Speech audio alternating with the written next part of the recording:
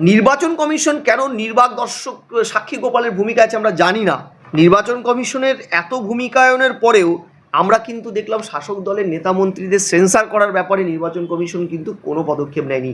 এটাকে নির্বাচন কমিশনের অতি দ্রুত কন্ট্রোল করা উচিত, তা না হলে এটাই বড় আকার নেবে। শাসক এইভাবে যদি একটার পর একটা থ্রেট করতে থাকে, তার প্রেরিত গুন্ডারা কিন্তু একটা সাহস পেয়ে যাবে। নির্বাচন কমিশন যেন মকারি অব দ্য হ্যাস্ট অর্ডারে পরিণত না হয়, কারণ আমরা 21-এর নির্বাচন, 19-এর নির্বাচন, 18-র পঞ্চায়েত নির্বাচন, 24-এর নির্বাচনে দেখেছিলাম এ রাজ্যে কীভাবে ভোটটাকে সন্ত্রাসে পরিণত করে লিমিটেড করে দেয় তৃণমূল।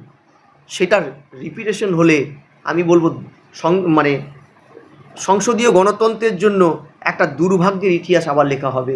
এবার 2009-এর কিন্তু কিছুটা হলেও রিপিটেশন হচ্ছে, যেই সময় মমতা ব্যানার্জি তার রাজনৈতিক পুনরুত্থান করেছিল 2009-এর লোকসভা নির্বাচনে। তখন নির্বাচন কমিশনার SY কুরেশি সম্ভবত, তিনি যেভাবে যে কায়দায় শক্ত হাতে নির্বাচনটাকে কন্ট্রোল করে অনেকটাই সন্ত্রাস মুক্ত করতে পেরেছিল বলেই মমতা সাফল্যের মুখ দেখেছিল এমপি ইলেকশনে। সেই জায়গাটা কিন্তু এবার তৈরি হচ্ছে। দাঁতন বিধানসভার ক্ষেত্রে আমরা দেখেছি কি হয়েছে কালকে। তাছাড়া কলকাতা পোর্ট, সেখানেও রাকেশ সিংকে যেভাবে ফেলে মারধর করা হচ্ছে সেটাও আমরা দেখেছি।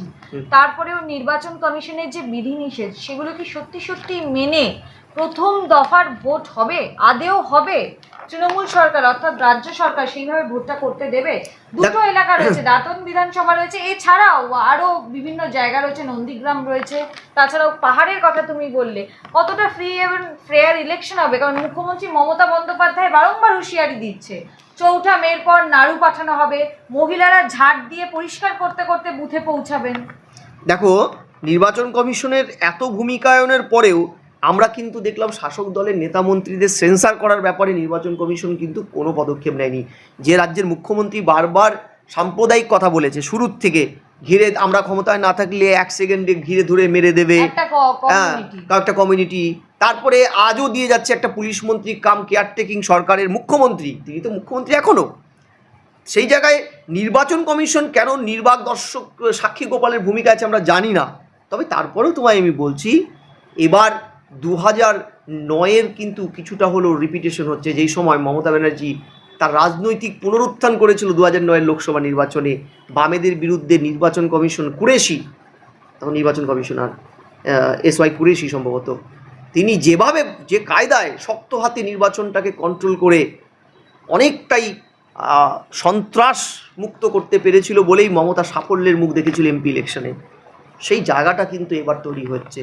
ছোটো মোটো যেই ঘটনাগুলো হচ্ছে, এটা ছোটো মোটো হয়তো না বলাই ভালো, এটাকে নির্বাচন কমিশনের অতি দ্রুত কন্ট্রোল করা উচিত, তা না হলে এটাই বড় আকার নেবে। শাসক এইভাবে যদি একটার পর একটা থ্রেট করতে থাকে, তার প্রেরিত গুন্ডারা কিন্তু একটা সাহস পেয়ে যাবে। সরকারি কর্মীদেরও তো ঠিক করে কাজ করতে দেওয়া হচ্ছে না, আজকেও আমরা সেই চিত্র দেখতে পাচ্ছি। হ্যাঁ, এই যে এটা কেন হচ্ছে? যখন পদক্ষেপ না থাকে না, তখন রাজনৈতিক দলের নেতারা ভেবে নেয় তার বলা কথাটাই চরম সত্য।